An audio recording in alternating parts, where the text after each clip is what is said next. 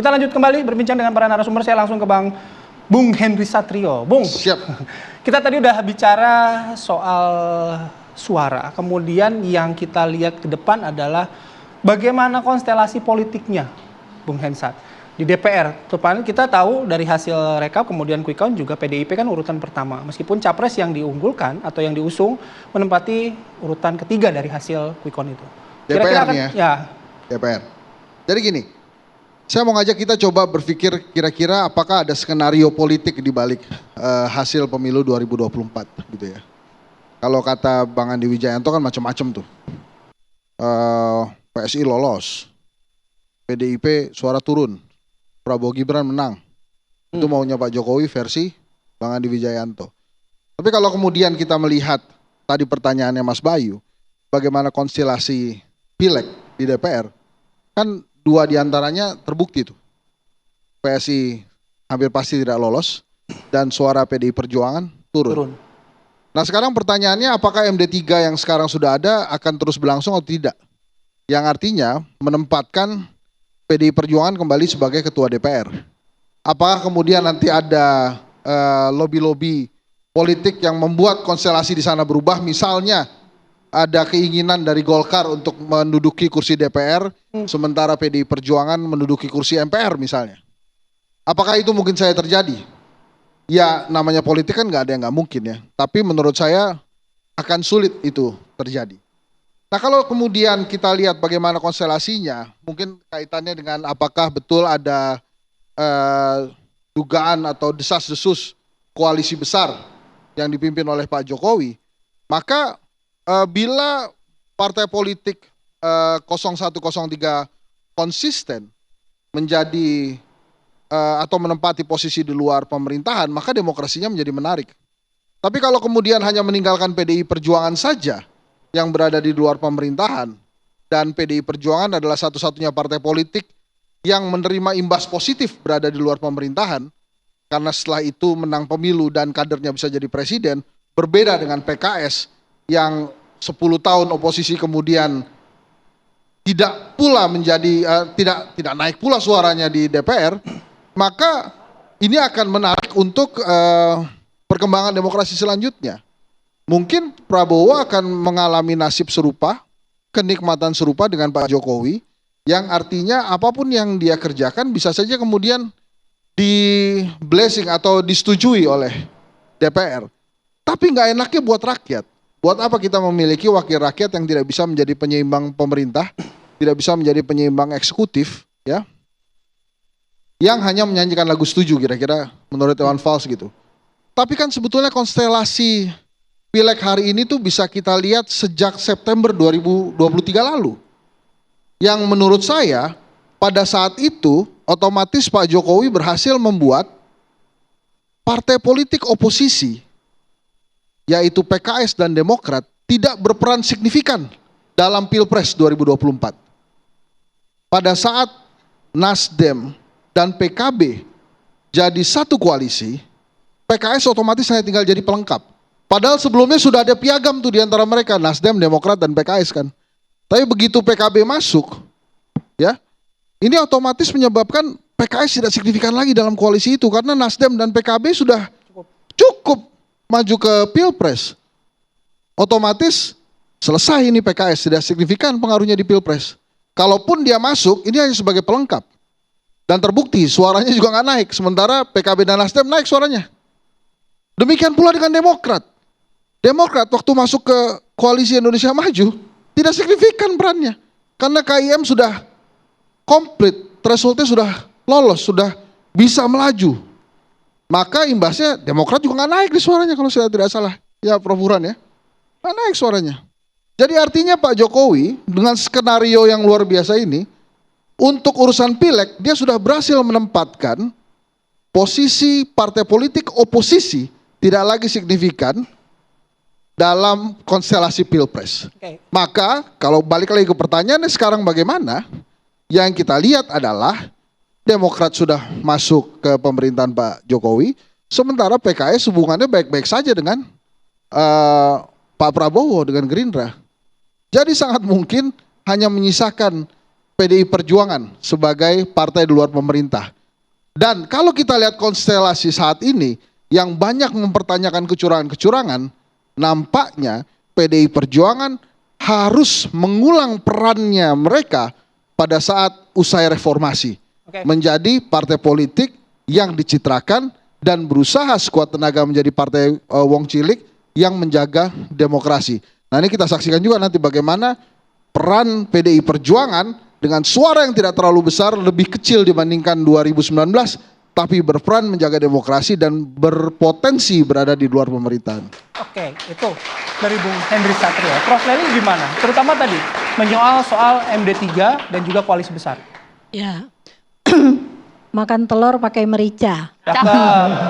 Dalam politik tidak ada koalisi permanen, Bayu dan Caca. Gitu ya. Dicakepin lagi nanti Iya, nggak? cakep.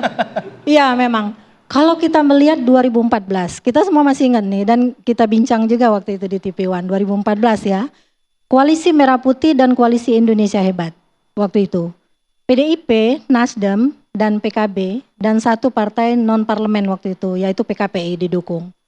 Kan waktu itu undang-undang tentang susunan dan kedudukan di DPR MPR itu memang mengatur bahwa pemenang pemilu adalah menjadi ketua DPR. Tapi dengan serta-merta koalisi Merah Putih itu mengepung, mengubah undang-undang itu dalam sekejap, jadilah Golkar ketua DPR dengan Gerindra dan seterusnya menjadi wakil-wakilnya. Lalu kemudian semua pengamat bilang tuh bahwa ini akan permanen sampai pemilu selanjutnya. Saya bilang tidak ada koalisi permanen dalam politik itu. Tergantung pada kepentingan. Kepentingan mereka pada saat itu mengambil alih positioning di DPR. Dan itu terjadi. Tapi setelah itu Golkar keluar. Masuk ke kabinet Pak Jokowi. Lalu kemudian di 2019 malah bergabung. Nah, ini yang akan terjadi. Bisakah kita membayangkan ketika Pak Jokowi sudah turun bahwa taringnya Pak Jokowi masih tajam? Pertanyaannya itu. Kalau bisa, itu bisa juga dipastikan bahwa koalisi akan sedikit lebih panjang. Tapi berkaca juga di zaman periode kedua pemerintahan Pak SBY didukung oleh 62% suara di parlemen. Waktu itu PKS sama Golkar justru yang balelo terus. Semua kebijakan Pak SBY tidak ada yang diikuti. Nah, mereka berhasil mendudukkan positioning yang sama pada saat ini atau ke depan, itu tergantung pada kepentingan yang akan mereka bangun. Politik itu adalah pertemuan dan pertentangan dua kepentingan. Hasil akhirnya adalah kompromi. Kompromi dari yang dipertentangkan dan dipertemukan dalam kepentingan. Nah, ketika kepentingan koalisi ini nanti akan menentukan bahwa mereka kembali ingin merebut positioning di DPR, maka mereka akan mempertahankan dulu koalisi itu. Bayangan saya, mereka akan mengotak-atik juga ini undang-undang susunan dan kedudukan di DPR ini. Nah, intinya suasana di DPR yang kemudian menyatu begitu kuat, apakah itu akan membuat Pak Prabowo nyaman? Belum tentu juga. Kalau saya melihat tipologinya Pak Prabowo sebagai presiden nantinya, Pak Prabowo juga tidak ingin ada tokoh partai politik yang berusaha mengatur dia. Nah, maka ini juga akan menciptakan skenario baru. Politik itu kan by design. Maka skenario baru, ini kalau kita rebut di parlemen akan seperti ini, tapi tidak boleh ada partai yang berusaha mencoba mendudukkan saya dalam posisi yang lebih rendah. Dan itu akan terjadi, kita lihat nanti. Oke, kepentingan Ya. berarti ya. Prof. Burhan boleh ditambahkan, jikalau nanti ini sudah selesai Pilpres, komposisi penyusunan kabinet membutuhkan koalisi itu berdasarkan apa sih? Kursi di legislatif ataukah juga faktor sumbangsih dia ketika kampanye atau bagaimana? Ya, biasanya banyak variabel yang dihitung ya terkait dengan penyusunan kabinet, dan di antara banyak variabel itu akomodasi politik terhadap partai yang menyumbang kemenangan itu menjadi variabel utama. Jadi variabel pertama adalah dukungan partai politik, termasuk melihat komposisi perolehan kursi masing-masing partai. Itu bahasa yang mempertemukan tiap partai dalam menyusun kabinet. Jadi kalau Golkar karena kursinya lebih banyak bahkan lebih besar dibanding Gerindra, kemungkinan juga akan mendapatkan reward yang besar ketimbang misalnya PAN atau Demokrat. Tetapi ada juga misalnya kekuatan non partai yang diakomodasi dalam kabinet, misalnya representasi militer, representasi polisi, representasi wilayah, itu juga bagian dari kebajikan atau konsensus yang disepakati ya, representasi gender, termasuk juga representasi agama. Gitu. Karena bagaimanapun ada banyak variabel yang dihitung terkait dengan penyusunan kabinet, semakin banyak irisan dari variabel yang diperlukan, semakin besar tuh potensinya untuk mendapatkan representasi di kabinet. Misal ya, untuk kabinet sekarang, Pak Bahlil itu representasi Papua, representasi HMI, representasi Indonesia bagian timur, dan representasi tim sukses. Gitu ya. Di 2019 ikut membantu Pak Jokowi. Terakhir dia juga mencoba merepresentasikan Golkar, gitu kan. Jadi semakin banyak irisan, semakin bagus. Nah sekarang bagaimana dengan 2024? Pertama saya sepakat ya dengan Bu Lely ya, bahwa kekuatan Pak Prabowo Gibran sekarang baru 45%. Artinya tidak aman untuk bisa membungkus kemenangan 50%+1 di parlemen. Kebutuhan untuk menambah armada koalisi baru menjadi fardu ain buat Pak Prabowo, gitu ya. Nah, pertanyaannya partai mana yang mau diajak? Saya sendiri tidak terlalu khawatir karena politik kita terlalu nir ideologis dan kemungkinan partai untuk masuk ke dalam kekuasaan memperebutkan patronase lebih besar daripada insentif mereka untuk menjadi oposisi. Saya sama sekali tidak khawatir buat Pak Prabowo untuk mendapatkan mitra koalisi baru di luar dari 4 partai yang mendukungnya. Yang sekarang justru menjadi pertanyaan banyak pihak adalah bagaimana relasi Presiden Jokowi dengan Pak Prabowo setelah Oktober 2024. Menurut saya itu jauh lebih kompleks. Karena bagaimanapun Pak Jokowi ketika beliau menyelesaikan mandatnya sebagai presiden itu masih terlalu muda, 62 tahun. Dan energinya masih berlimpah.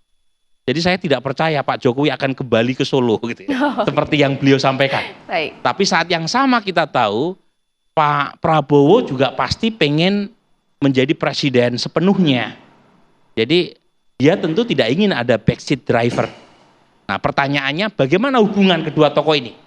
Beberapa pihak mengusulkan Pak Jokowi sebagai ketua koalisi pendukung Prabowo Gibran. Nah ini menarik ini. Karena kita punya pengalaman 3 negara yang bisa kita jadikan rujukan. Pertama adalah model Singapura. Lee Kuan Yew setelah tidak lagi menjadi Perdana Menteri, beliau menjadi Menteri Senior.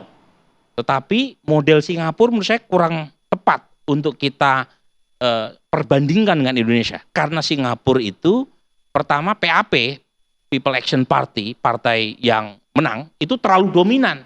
Yang kedua Lee Kuan Yew itu pendiri Singapura. Jadi memang tidak apple to apple ya kalau dibandingkan dengan Indonesia. Yang kedua model Malaysia. Dan ini yang dipakai misalnya oleh Jeffrey Giovanni ya untuk mengusulkan Pak Jokowi sebagai ketua partai-partai pendukung Pak Prabowo Gibran. Nah, model Malaysia ini itu model sistem parlementer yang barisan nasional. Nah, pertanyaannya kembali ke apa yang tadi saya sebut. Pak Prabowo mau nggak misalnya ada Pak Jokowi yang menjadi ketua dari partai pendukungnya. Dan terakhir, nah ini yang menurut saya jangan sampai terjadi, model Filipina. Nah ini luar biasa kompleks. Mirip Caca ya, Filipina dengan Indonesia. Satu, presiden yang sekarang menjadi yang berkuasa namanya Bongbong Marcos, itu menang dengan mendapatkan kotel efek dari presiden sebelumnya, yaitu Duterte. Dan Duterte dalam rangka memberikan dukungan kepada Bongbong itu meminta anaknya sebagai wapres Bongbong. Namanya Sara Duterte. Mirip ya sama Mas Gibran. Dan sama-sama mantan wali kota. Ya. Kebetulan Sara Duterte mantan wali kota Davao di Mindanao. Tetapi hubungan keduanya terutama antara Duterte dengan Bongbong itu tidak harmonis. Sejak menit pertama Bongbong dilantik sebagai presiden. Karena Duterte meminta anaknya bukan hanya sebagai wapres, tapi juga menteri pertahanan. Kata Bongbong, siapa presidennya? Saya nih presidennya. Dan sekarang sudah sampai pada tingkat di mana Duterte meminta agar Bongbong dimakzulkan. Saya tidak yakin kejadian Filipina ini terjadi di Indonesia karena terlalu ekstrim. Ya. Tetapi mungkin dalam kadar tertentu bisa terjadi dalam pengertian mungkin tidak se ekstrim Filipina, tetapi relasi antara Presiden Prabowo dengan Presiden Jokowi, ya kalau misalnya Pak Prabowo sudah dilantik, itu harus betul-betul dibuat harmonis. Sebab kalau tidak, kejadian Filipina yang ekstrim itu bisa saja terulang. Oke, baik. Terima Ya. kasih Prof. Burhan. Oke. Kita ajak dulu terlebih dahulu pemirsa Ke KPU untuk ya? kirain pantun, Cak. Enggak, ke KPU. Kita ke Stoknya KPU udah dulu. habis. Nanti. Saya Dicicil kira kali. Bung Hendri punya stok pantun. Jangan, tadi. jangan. Oh jangan. Nanti Jangan kita diungkapkan, tagih, nanti kita nanti. tagih belakangan ya. Oke, kita ajak terlebih dahulu untuk menyimak bagaimana kondisi Ya. di depan gedung KPU karena KPU sampai saat ini juga masih melakukan rekapitulasi penghitungan suara. Tadi rekan kami Agita Malika juga sudah menyampaikan, nanti juga akan kami hadirkan laporan dari Agita Malika. Jadi masih Ya. ada beberapa kelompok massa yang berada di luar gedung KPU, tapi kita juga melihat bahwa kondisinya masih kondusif ya hingga malam hari ini. Ya baik, ini sempat dijeda ya Bayu ya, tadi pukul 8 karena memang itu sudah sejak pagi proses rekapitulasi suara. Saya tidak terbayang memang petugas KPU pasti akan pasti lelah juga ya Lagi dengan puasa lagi ya, proses Cak? puasa lagi, dijeda buka puasa. Masih keras sekali perutnya ya, itu kram langsung lagi dihajar dengan rekapitulasi suara. Jeda dulu jam 8, sekarang sudah mulai lagi. Tapi ini situasi masih cukup kondusif. Sekarang kita akan lihat ini bagaimana kemudian hasil perhitungan suara. Kami punya data pemirsa untuk wilayah tertentu. Kita hadirkan untuk Anda pemirsa. Ini sebagai gambaran pemirsa karena hasil rekapitulasi suara memang sudah selesai dilakukan. Kita nanti akan memantau bagaimana pengumuman dari KPU. Sekarang kita ke Jawa Barat. Nah, ini di 01 ya. Ya, ini di wilayah Jawa Barat ya. 9,099 juta. Itu untuk 02 16 juta 805 854. 03 2 juta 820 995. kita bergeser dari Jawa Barat ke Jawa Tengah. Ini perolehan Iya. rekapitulasi tingkat nasional dari 3 paslon. 01 2 juta 866373, 02 12 juta 96454, 03 7 juta 827 335. Kita kemana lagi Bayu? Oke, kita ke Jawa Timur, kita geser lagi. Nah, 01 4 juta 492 652, 02 16 juta 716 603, 03 4 juta 434 805.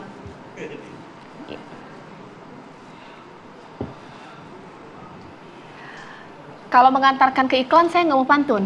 Bayu tahu nggak lagu Malik The Essential judulnya Kita Bikin Romantis? Ini sama bikin dengan nanti romantis pertanyaan itu ya? kita Oke. bahwa kita bikin romantis sambil bergandengan tangan, hati dipeluk angan syahdu. Nah, apakah nanti partai politik yang tadi sudah berkontestasi akan melakukan koalisinya sesaat setelah pengumuman Pilpres ataukah juga nanti Pilkada? Seberapa penting Pilkada? betul. Nanti Pak Arief punya jawabannya. Ya, Usai saya- jeda berikut.